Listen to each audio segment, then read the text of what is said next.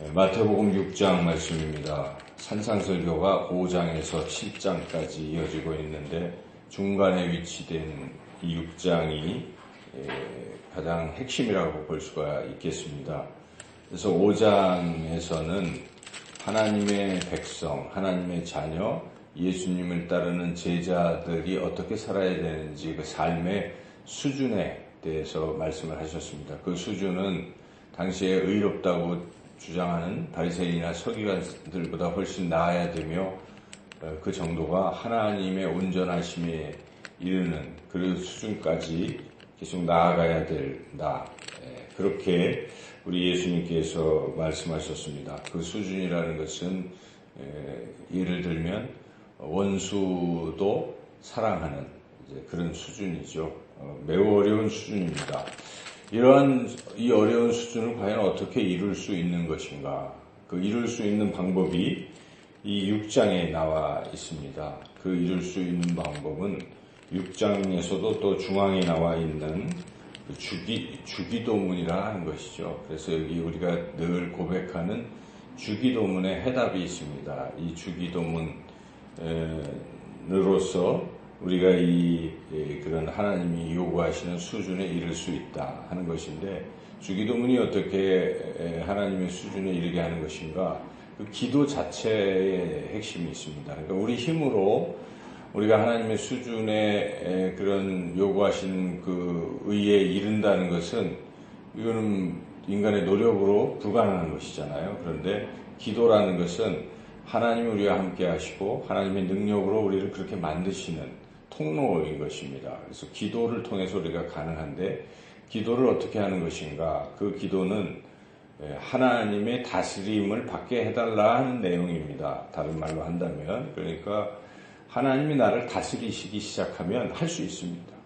그때부터는 하나님이 나를 다스리시면 하나님이 하시는 것이죠. 나를 통해서 하시는 것입니다. 그래서 우리가 성령 충만이라는 것도 그 성령이 우리 안에 임하시는데, 그 성령이 우리를 다스리기 시작하시면 성령의 능력으로 우리가 하는 것입니다. 성령을 따라 우리는 순종만 한다면 성령의 열매를 맺는 것이죠. 성령의 열매들이 결국 하나님이 요구하시는 수준 아니겠습니까? 그래서 우리가 어찌하든지 하나님께 다스림을 받는, 하나님께 순종하는, 이게 핵심인 것입니다. 무슨 일이든지 내 뜻이 아니고 하나님의 뜻대로 순종하는 것입니다. 그렇게 순종하기 위해서는 기도를 해야 됩니다. 사람은 가만히 내버려 두면 자기 고집과 자기 주장과 자기 뜻을 자꾸 말하고 그렇게 하려고 하는 성향이 있다는 것이죠. 그런데 우리가 기도를 하면 어떻습니까?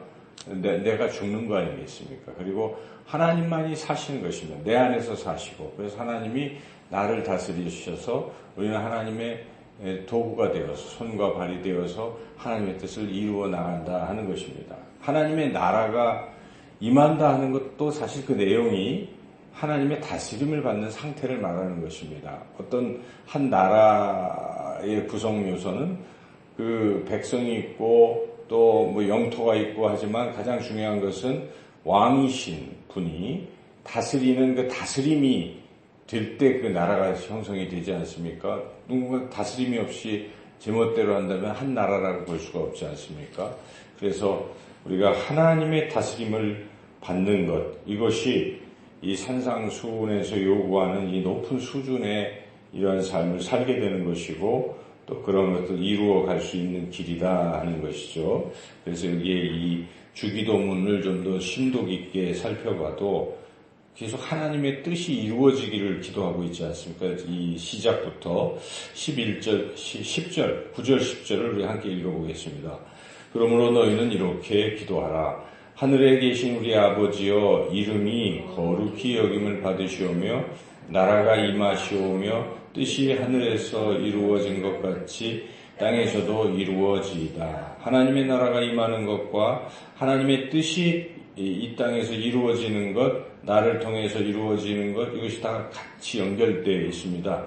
하나님의 이름이 거룩히 여김을 받으신다는 것은 세상에서 하나님의 영광이 나타나는 것, 이런 모든 것이 다 연결이 되어 있습니다. 이것은 결국 한마디로 말한다면 우리가 하나님의 뜻에 우리의 뜻을 맞추고 하나님의 통치를 받는 그런 상태를 말한다고 할 수 있겠습니다. 이것이 이 산상수훈의 핵심 중에 핵심인 것이죠. 하나님의 통치, 하나님의 다스림을 어떻게 받을까?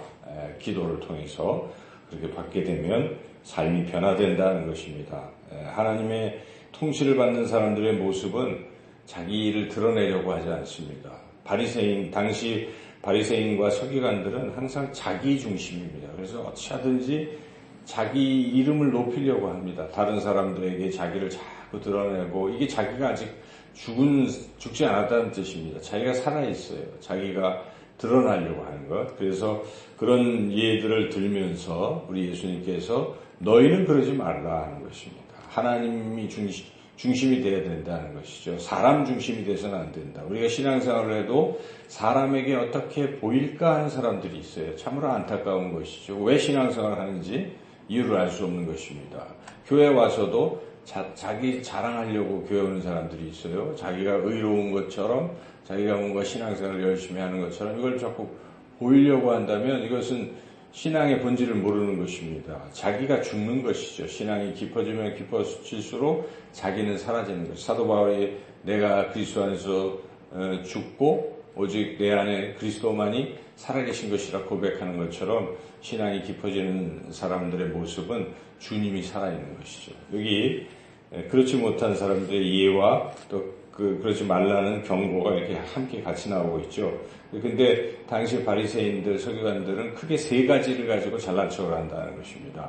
그것이 구제하는 것과 기도하는 것과 금식하는 것입니다. 이게 당시에 바리새인들이 내세우는 세 가지 모습인 것이죠. 오늘날도 형식적인 신앙인이나 잘못된 신앙생활을 하는 사람들은 이것을 자꾸 드러내려고 하는 것이, 내가 구제했다, 또 내가 기도 많이 했다, 나는 또 이렇게 절제하고 금식했다, 이것을 사람들에게 표시하려고 자꾸 애를 쓰는 것이죠. 그러지 말라는 것입니다. 여기 6장의 1절에 바로 그 전체적인 것을 요약하는 말씀인데 1절을 같이 한번 읽어보겠습니다. 사람에게 보이려고 그들 앞에서 너희 의를 행하지 않도록 주의하라. 그리하지 아니하면 하늘에 계신 너희 아버지께 상을 받지 못하느니라. 사람에게 드러내는 것들은 사람에게 그냥 칭찬받는 것이에요. 하나님은 그렇게 칭찬받은 것에 대해서 하나도 상급을 주시지 아니하신다. 하나님과는 상관이 없는 일이라는 것이에요. 왜냐하면 자기를 드러내려고 했던 일들이. 그러나 그것이 숨겨지고 사람들이 모르고 은밀하게 행하면 하나님이 아시기 때문에 하나님 나라에서 하나님이 그 부분에 상급을 주시는 것이죠. 우리가 마태복음 25장에 보면 그런 얘기들이 나오지 않습니까?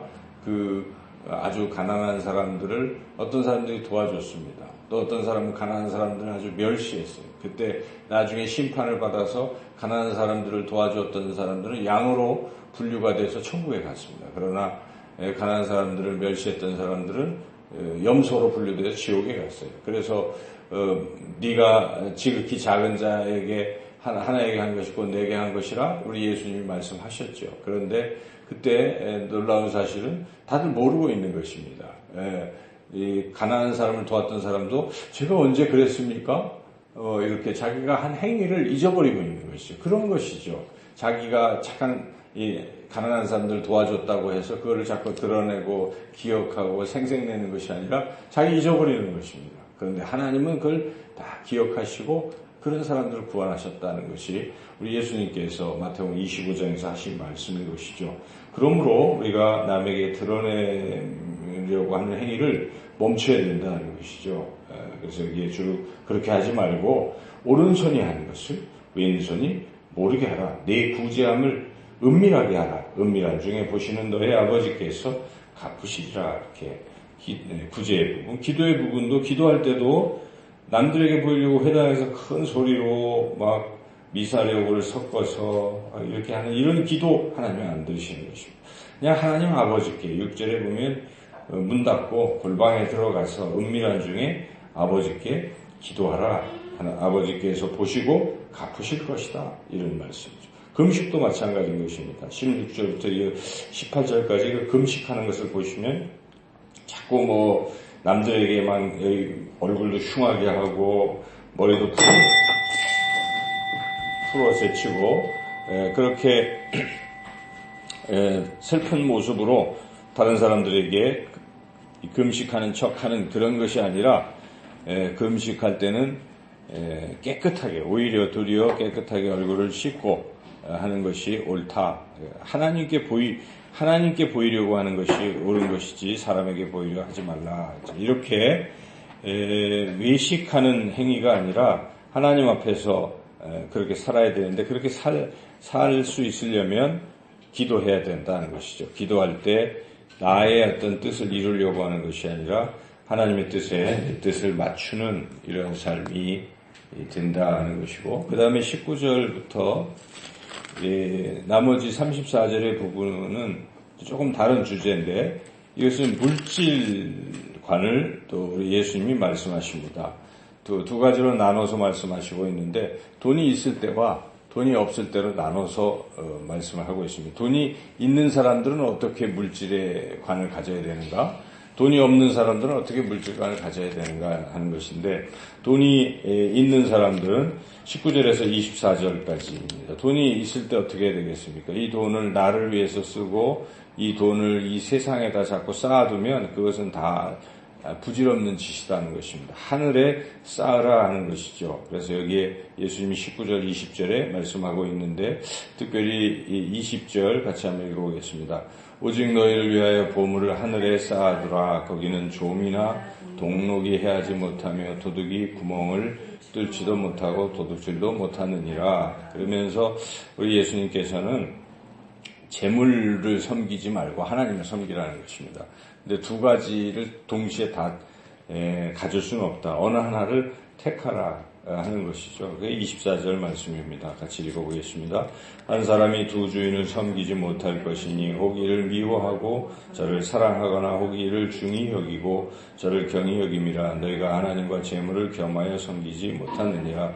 결론적으로 이 말씀은 돈이 있다면 하나님의 나라와 하나님의 영광을 위해서 쓰도록 하라 하는 것입니다. 그런 것들은 다 하나님께 기억이 돼서 하늘의 창고에 쌓이는 것인데, 자기를 위해서 또 자기의 이런 것을 위해서 쓰는 것은 그것은 아무 의미가 없다 하는 것이죠. 그 다음에 25절부터 34절까지는 또 돈이 없을 수도 있다는 것입니다. 가난하게 살 때의 태도는 가난하다 하여 돈이 없다 해서 자꾸 물질 때문에 근심하고 염려하고 무엇을 먹을까, 무엇을 입을까, 계속 그렇게 염려하는 태도가 옳지 못하다 하는 것입니다. 왜냐하면 공중에 나는 새도 들에 핀 백합화도 하나님께서 먹이시고 입히시는데 하나님의 사랑하는 자녀들을 하물며 내버려 두겠느냐, 그 하나님의 마음을 알고 그 하나님께 모든 염려를 맡기고 기도하면 하나님께서 이 문제를 해결해 주시기 때문에 우리는 그런 것에 우리 인생의 어떤 것을 걸지 말고 하나님을 향하라는 것입니다. 물질이 없을 때도. 그래서 그 유명한 말씀 33절이죠. 같이 읽어보겠습니다. 그런즉 너희는 먼저 그의 나라와 그의 의를 구하라. 그리하면 이 모든 것을 너희에게 더하시리라. 핵심입니다. 그래서 우리는 돈이 있어도 하나님의 영광을 위해서 사는 것이고, 없어도 하나님의 나라, 하나님의 영광을 위해서 살아가는 것입니다. 모든 것의 초점을 하나님께 두라는 것입니다. 그러려면 하나님의 다스림을 받아야 되는 것입니다. 기도하면서 모든 인생의 가치관이 하나님 중심이 되고 하나님의 주시는 힘으로 하나님을 위해서 그렇게 살아가는 그런 모습이 바로 하나님의 자녀요, 예수님을 따르는 제자, 하나님의 백성이다 하는 것을 우리 예수님이 가르쳐 주십니다. 오늘도 주님의 다스림을 받으며 살아가시기를 주님의 이름으로 축원합니다.